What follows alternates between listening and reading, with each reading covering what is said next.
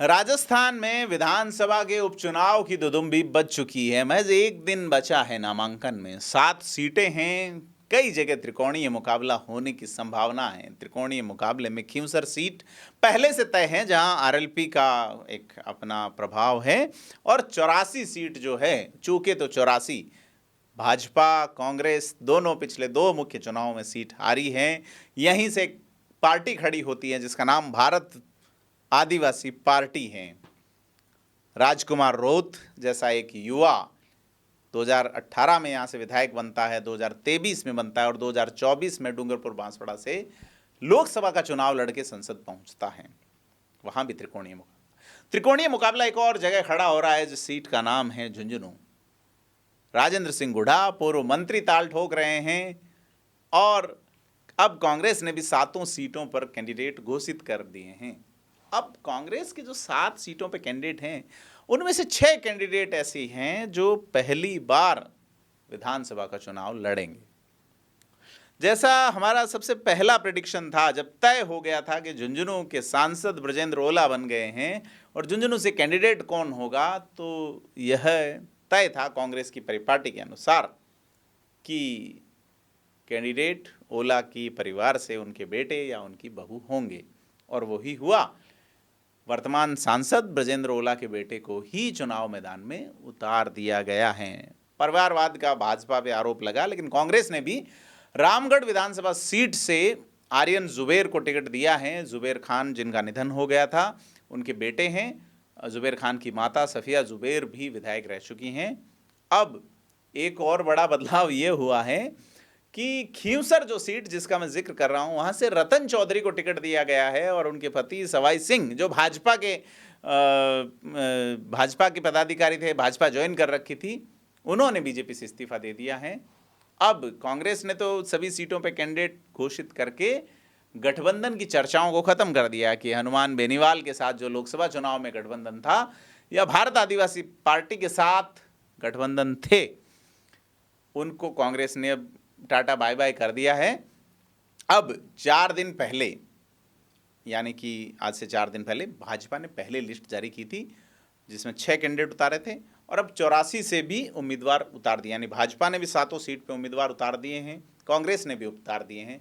RLP अभी तक घोषित नहीं कर पाई है, लेकिन अब चूंकि उपचुनाव की आखिरी तारीख 25 अक्टूबर है, ऐसे में यह चीज़ें जल्दी ही क्लियर हो जाएगी। तो कुल मिला के खींवसर सीट पे हनुमान बेनीवाल की पार्टी से कांग्रेस ने गठबंधन नहीं किया है। हनुमान बेनीवाल ने एक मीटिंग करके कहा है कि जिस तरह से लोगों ने कहा कि टिकट किसे दिया जाएगा, ये हनुमान बेनीवाल तय करेंगे। उन्होंने आह्वान किया है 50,000 की संख्या का। और बड़ी चीज़ है कि खींवसर सीट से कांग्रेस ने सवाई सिंह चौधरी, जो कि भाजपा नेता थे, उनकी पत्नी रतन चौधरी को उम्मीदवार बनाया है। सवाई सिंह पिछले विधानसभा के चुनाव दौरान जो है वो बीजेपी में चले गए थे। रतन चौधरी डॉक्टर रह चुकी हैं। और अब बड़ी चीज़ ये है कि सवाई सिंह चौधरी जो भाजपा में थे, उन्होंने पीसीसी चीफ गोविंद सिंह डोटासरा से मिलकर अब वादा किया है कि वो कांग्रेस के लिए सीट जीतेंगे। सलूम्बर की जो सीट है, वहाँ पूर्व विधायक अमृतलाल मीणा की डेथ हो गई थी, उनकी पत्नी को कैंडिडेट बनाया गया है। और दोनों ही सीटें, यानी सलूम्बर और रामगढ़, जहाँ परिवार से ही टिकट दिए गए हैं, दोनों ही विधायकों के निधन के कारण खाली हुई हैं।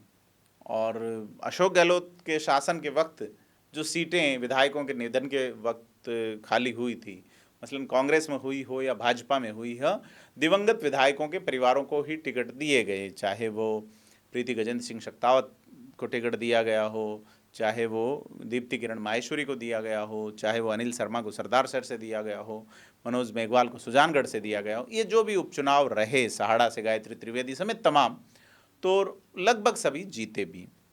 अब कांग्रेस ने रामगढ़ और झुंझुनू सीटों पे नेताओं के परिवारों से टिकट दिए हैं, तो भाजपा ने दौसा सीट पर किरोड़ीलाल मीणा के परिवार से टिकट दिया है। क्योंकि 84 सीट पे अब युवा वाला मामला है, तो कांग्रेस ने एनएसयूआई में नेता रहे, फिर यूथ कांग्रेस में रहे महेश रोत को टिकट दिया है, पिछली बार के उम्मीदवार। और वरिष्ठ कांग्रेस नेता ताराचंद भगोरा का टिकट काटा गया है। और सलूम्बर से लगातार चुनाव हार रहे रघुवीर मीणा, जो बड़े नेता थे कांग्रेस के, उनको अभी टिकट काटा गया है।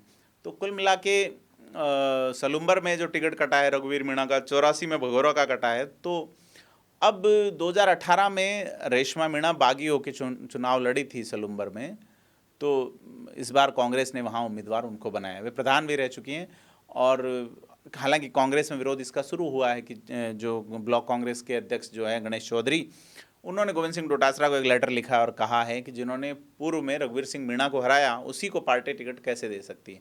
तो ऐसा लगता है कि अब मीणा गुट, रघुवीर मीणा गुट जो है वो इसके अगेंस्ट जा सकता है, नुकसान कांग्रेस को हो सकता है।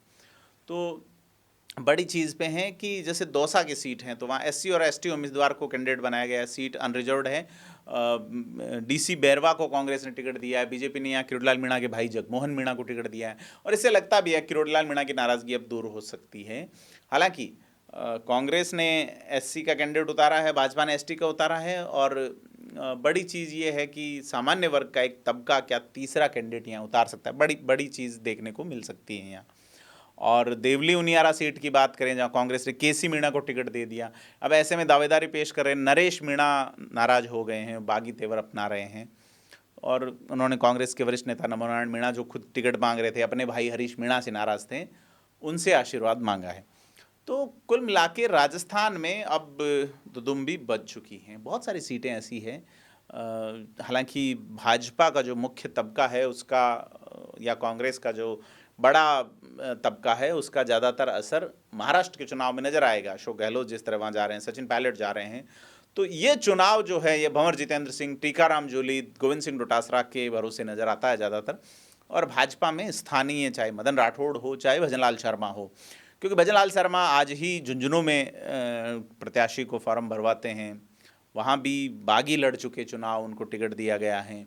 और जिस तरह से बबलू चौधरी का टिकट नहीं हुआ, जो पिछली बार हार गए थे, तो अंदरूनी चीज़ें जो है, चूँकि सरकार है भाजपा के पास, ऐसे में लोग चाहेंगे नहीं कि बेसिकली बागी होके चुनाव, लोग ये है कि मार्जिनल वोट ले जाएंगे, तो एक फ़ायदा हो सकता है कि आपको आगे चीज़ें तरीके से देखिए। लेकिन जब सत्ता में कोई पार्टी होती है तो अगले 3-4 साल व्यक्ति या पॉलिटिकल व्यक्ति लोड नहीं लेते, जैसा कि हमने रामगढ़ में जय आहूजा को देखा कि जय आहूजा जिस तरह से बगावत के मूड में थे, लेकिन उन्होंने वही कि ये जो हुक्म कि मेरे पास आए कोई, और रूट सिर्फ इसलिए रहे हैं कि मनाए कोई, तो जय आहूजा मना लिए गए हैं, और भी लोग मनाए जा रहे हैं। भाजपा मना लेने में जितनी जल्दी कर रही है, उस पर एक चीज़ है कि उन्होंने लिटमस टेस्ट को रंगीन ज़्यादा होने नहीं दिया। ऐसे में कांग्रेस के सामने पहले से तस्वीरें क्लियर हो रही हैं। अक्सर पॉलिटिक्स में यह होता है कि बगावत जब भी होती है तो थोड़ी ढील दीजिए पतंग को, माहौल बनने दीजिए बागी के पक्ष में, और जब मनाना ही है तो अंत समय में मनाया जाए, तो उसे एक प्रभावी ट्रम्प कार्ड माना जाएगा कि भाजपा ने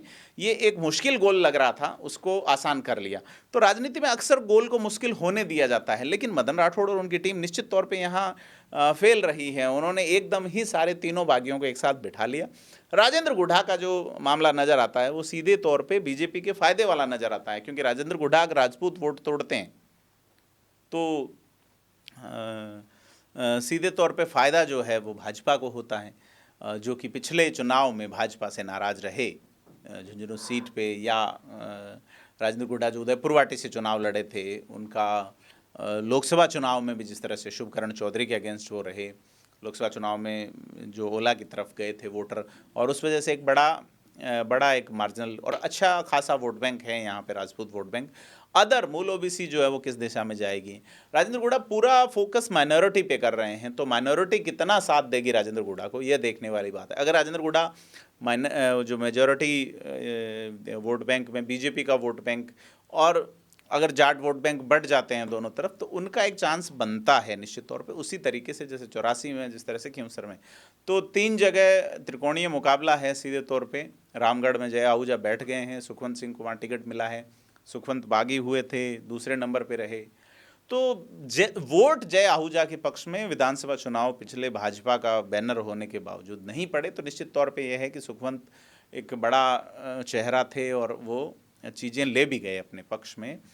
अब देखना यह है कि आर्यन जुबैर खान जो है वो किस तरीके से अपने पिता की विरासत को आगे बढ़ा पाते हैं, क्या जो एंटी इनकम्बेंसी उनकी माँ के खिलाफ थी, वो उनके पिता को टिकट देने से दूर हुई और पिता असामयिक उनका निधन हो गया। उसके बाद में अब आर्यन को मौका है। एक नए नेता को, कांग्रेसी नेता ही वहाँ स्थापित होने देंगे या नहीं, बड़ी चीज़ है, क्योंकि उस इलाके में भंवर जितेंद्र का क्या प्रभाव रहता है। अलवर का है इलाका है और वहाँ पे जो एससी वोटर है वो निर्णायक रहेगा। तो निश्चित तौर पे दो लोग रामगढ़ की सीट पे ट्रम्प कार्ड होंगे, पहले टीकाराम जूली, दूसरे भंवर जितेंद्र सिंह। तो यह है कि आर्यन जुबेर के पक्ष में कैसे चीज़ें जा सकती हैं। युवा हैं, पढ़े लिखे हैं और एक हार्डकोर वाला जो कट्टरपन होता है वो चीज़ नज़र नहीं आती। तो देखते हैं क्या रहेगा। दूसरा, भाजपा अपने तरीके से प्रयास, तो यह जो है इस सीट से सटी हुई हरियाणा की तमाम सीटें, नूंह वाली जो बेल्ट वाली है वो कांग्रेस के पक्ष में गई। लेकिन यह इलाका थोड़ा सा सॉफ्ट और हार्डकोर का मिक्सअप है, मेवात का इलाका है। ऐसे में वोटिंग ट्रेंड क्या रहता है, बड़ी चीज़ है, क्योंकि अभी तक यहाँ जीते हैं चुनाव बीते लंबे समय से, तो या तो वो जुबैर फैमिली जीती है या आहूजा फैमिली जीती हैं। तो जय आहूजा खामोश शांत तो हो गए हैं, लेकिन अंदरूनी चीज़ें शायद चलती रहेंगी।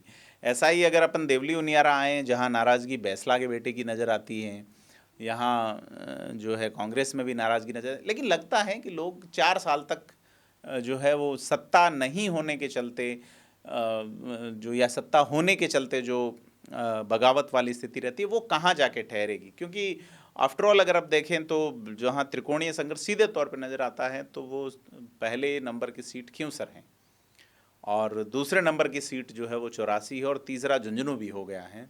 राजेंद्र गुढ़ा चुनाव लड़ेंगे, जिस अंदाज में उतरे हैं तो उससे सीधे तौर पे ये त्रिकोणीय मुकाबले हो गए हैं। अब यह है कि भजनलाल शर्मा की सरकार कैसे क्या बैठा सकती है चीज़ें, क्योंकि ये लोग पार्टी के बागी नहीं हैं। यहाँ खिंवसर में 3 चीज़ें हैं, यहाँ भी 3 हैं। राजेंद्र गुढ़ा निर्दलीय चुनाव लड़ रहे हैं, उन्होंने हालांकि शिवसेना ज्वाइन की थी पर नामांकन निर्दलीय भरा है। तो बड़ी चीज़ है कि पार्टी बेस्ड चीज़ें तो है नहीं। और अब आपको देखना है कि 25 अक्टूबर का लास्ट नामांकन है, उसके बाद नाम वापसी, फार्म खारिज और तमाम चीज़ें होंगी, उन पे हमारी नज़र बनी रहेगी, नज़र बनी हुई रहेगी। आपको क्या लगता है कमेंट करके बताएं, वीडियो को लाइक शेयर करें। धन्यवाद।